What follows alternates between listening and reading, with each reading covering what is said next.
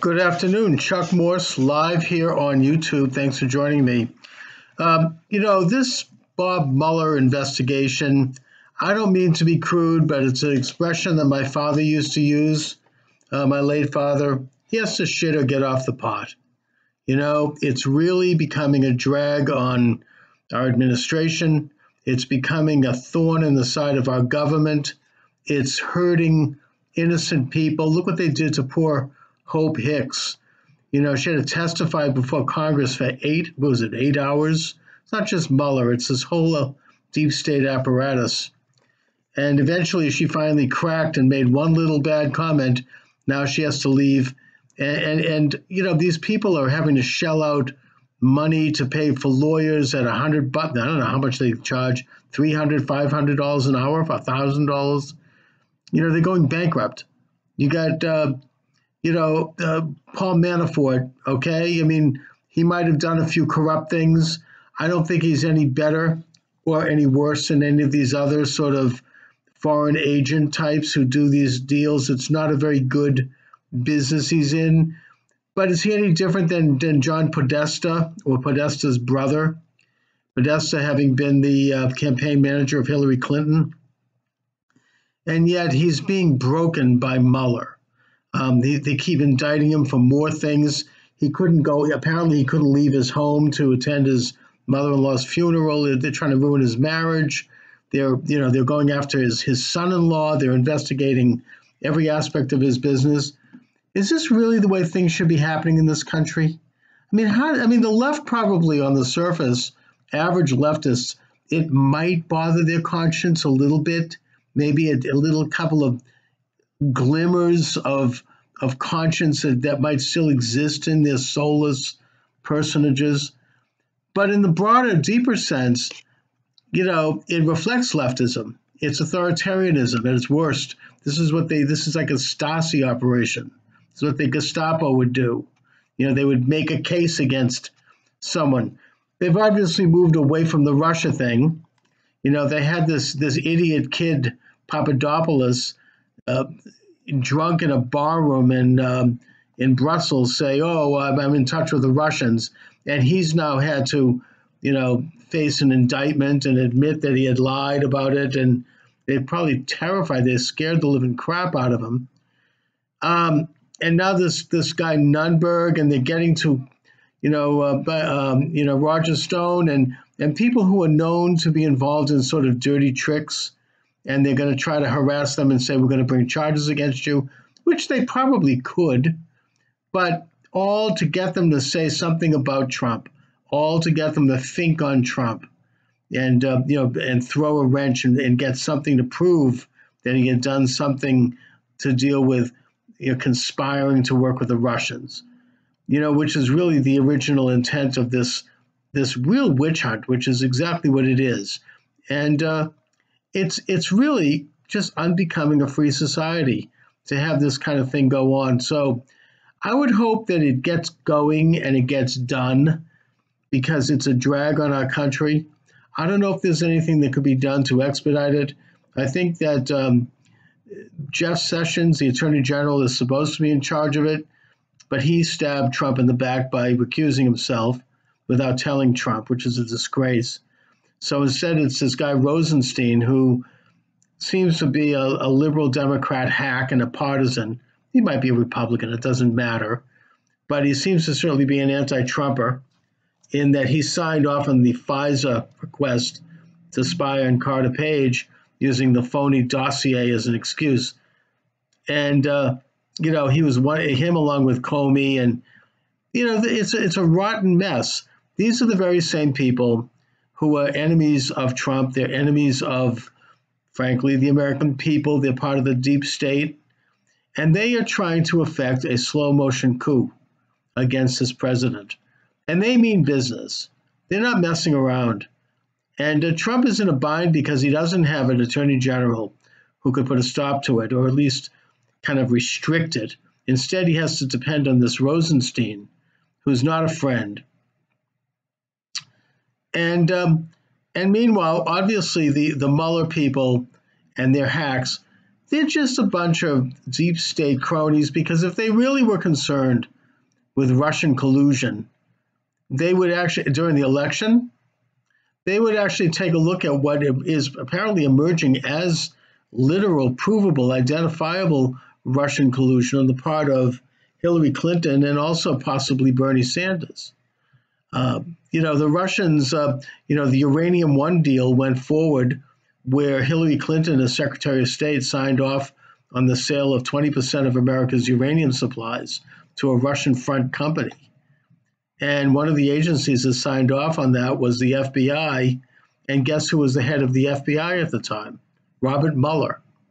So, I mean, he's questionable in terms of his motivations and his ethics, quite frankly. And that, to me, and to many, not just me, I mean, I'm just some schmuck sitting here doing a video, but to many people, it is a clear sign of colluding with Russia.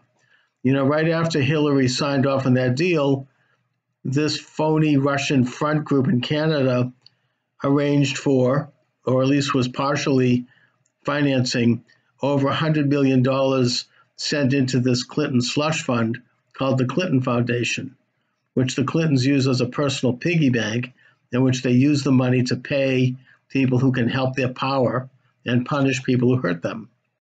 And also they gave Bill Clinton a check for $500,000 in which they flew him on first class, no doubt, into Moscow, picked him up at the airport, probably with a limousine, set him into probably a $20,000 or $10,000 a night hotel room.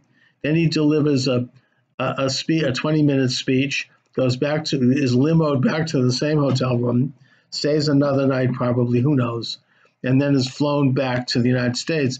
I mean, this is how the super rich live, But the point is that was a quid pro quo, if I've ever seen one, because it came around the time of the Uranium One deal, which, by the way, is a story that was originally broken by the New York Times.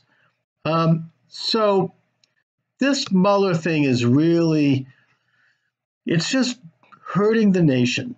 It's hurting our administration. It is a slow motion coup d'etat.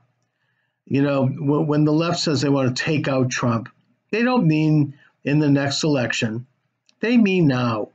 And that's un-American. It's wrong and it's immoral. So I hope that we can bring pressure to bear by contacting our elected representatives and asking them to insist to the Attorney General, or I suppose to Rosenstein, that this Mueller thing be wrapped up quickly and get it done and move on. I think they're going to probably drag it on to the election. If they think that they can get political benefit out of it, because it's a very political thing, Mueller is a political figure, then they will drag it on. Maybe one approach would be to get a Republican victory, I suppose, in the special election in Texas, which might kind of cool their heels a little bit in terms of their big blue wave. And maybe they'll throw in the towel on it. I don't know. But whatever it is, looking at it from the perspective of an American who wants to see our government succeed, it is just a huge concern in terms of not just dragging down our body politic, but in a Gestapo-like way, hurting people and harming, people who are innocent. The other thing I just wanted to briefly talk about today is my health. And I'm not doing this for self-serving reasons. I'm doing this because it's perhaps a cautionary tale for people who are over 60. And I've just turned over 60 recently. I'm now 61. And how do we stay healthy in this world? Besides the staying involved in things that you love to do and continuing those things with as much energy as possible, I'm only going to say one quick thing here.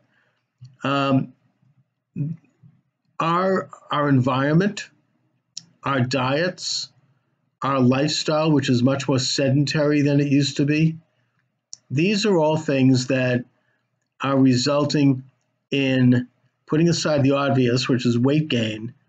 It's also driving up blood pressure. It's increasing cholesterol levels. It is hurting our organs. It is hurting our hearts. It is making us more susceptible to disease and death at an earlier age. And I don't have any specific prescription for this. I'm not going to recommend any particular supplements, although I've heard that beets are very good for blood pressure. And I take beets, by the way. But I'm going to say something that's more simplistic than that, and it's something that that often is overlooked, especially in the area of heart disease and probably cancer and other diseases. And that is that we are not getting enough circulation, enough oxygen in our bodies, and we're not circulating our blood supply. It's all about circulation. It's all about reducing inflammation, which happens when there's not enough circulation. And there are simple, obvious ways to help that in the course of a day. And I'm not saying go out and exercise and walk a lot, which, by the way, is good, and you should do that. I should do that. I'm saying something a little bit more simple.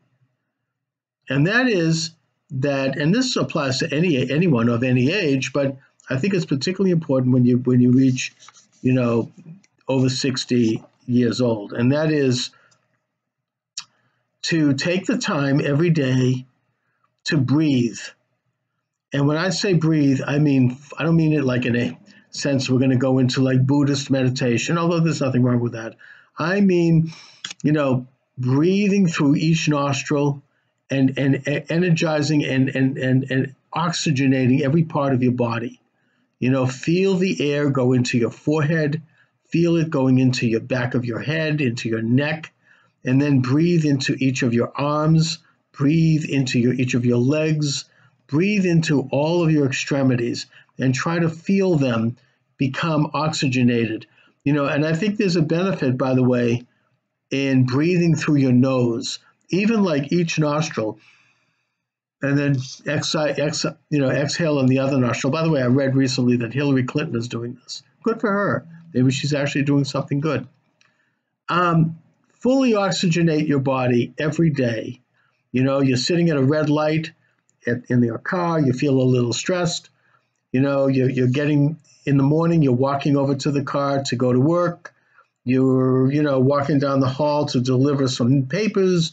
Whatever it is that you do, be conscious of your breathing and breathe into every organ. It takes maybe 5 minutes at most, but breathe. And if you find that you're not, you might realize in the course of doing it that you don't have enough oxygen in your blood. You just feel that way. It's nothing you can prove. But if that be the case, do more breathing. Breathe more intensely. Oxygenate your whole body and make sure that you get enough oxygen into every part of your body so that your blood is fully oxygenated and able to ward off, the buildup of plaque in your arteries and all the other terrible things that start to happen as we get older in any ways, but more specifically because of some of the lousy things in our food supply. Some of these processed foods are not healthy. And, and plus the environment. I'm kind of green when it comes to the environment. I'm a conservative, but I'm also somewhat of an environmentalist. There's all kinds of garbage in the atmosphere. There's nuclear garbage in the atmosphere because of things like Chernobyl and, Fukushima in Japan. Those things released nuclear ions into the atmosphere, and they are everywhere. I'm not sometimes paranoid. Maybe you say, oh, I'm crazy, but no, even if I am, it doesn't matter. The point is that the antidote to that is good breathing and oxygenating yourself so that you can be stronger as a person and ward off these things. And things like breathing and getting oxygenated, things like drinking good quality water, staying away from sugared sodas, which are deadly, um, and generally getting a little exercise, trying to keep a certain number of steps every day. I know this sounds silly and it's kind of, a cliche, but I actually count my steps every day on my phone. I have my cell phone, and on it has a step counter, and I try to walk a certain number of steps every day. I look at the little app on the phone to see how many steps I've walked. And if I haven't walked enough steps as the day moves on, I might walk a little bit more. I might, go up a flight of stairs. I may go down, I I might park a little away from my destination so I can walk there a little further, just to make sure that I reach a certain level of numbers of steps every day. And in my case, it's not a lot. I don't have a lot of time for it. So, it doesn't have to be. I mean, I've heard of people, they walk, 20,000 steps a day, 10,000 steps a day. Those are a lot. I don't do that. Once in a while I get there if I'm having an extremely active day. But for the most part, I try to stick around, well, I'm embarrassed to say it, but 3,000 to 5,000 steps. And as long as I achieve that, I know that at least I have gotten enough exercise to reach a minimum standard. So those are my reflections on the two issues I'm thinking about right now. Bob Mueller, should have get off the pot. Over 60, oxygenate your blood and do things that are free and that are available to you, like breathing, things that we take for granted, we don't think about, but we should think about them because they're going to save our lives and make us stronger. Anyways, thanks for watching, everyone. My books are available at Amazon Books. Just put my name in the server, Chuck Morse, Morse like Morse code. And my program, Left Right Radio, is on Monday through Friday. I am booking guests and I'm doing split screen interviews through Facebook. It's fantastic. I had a guest today, but he didn't show up. So maybe I'll have him later today because I'm no longer tied to a schedule like I was when I was a talk show host. You had to be there at a certain time and you had to fly or else you missed the boat. With the online radio programs, I can do it whenever I want to do it. It's fantastic. And it's free. Well, it's not, Facebook is not free, but it's very inexpensive. The OBS studio I'm using right now is free. And that goes right live to YouTube, which is free. And, frankly, I am trying to build my YouTube subscriptions. So please subscribe to my YouTube channel. It's free. You'll get a daily update from me. You can drop it if you want. I'm hoping to my goal is to have 1,000 subscribers, maybe by, I don't know, realistically September. Right now I have 108 last I looked. So it's growing. I'm picking up 1 or 2, maybe 3 a week. I'd like to increase that to maybe in the realm of between 5 and 10. So please subscribe. What the heck? I'm asking. I'm being shameless here, but that's what I'm doing. So I want to do the best I can and have the most influence that I can have. Anyway, so on that note, I want to wish you all a good day. Have a good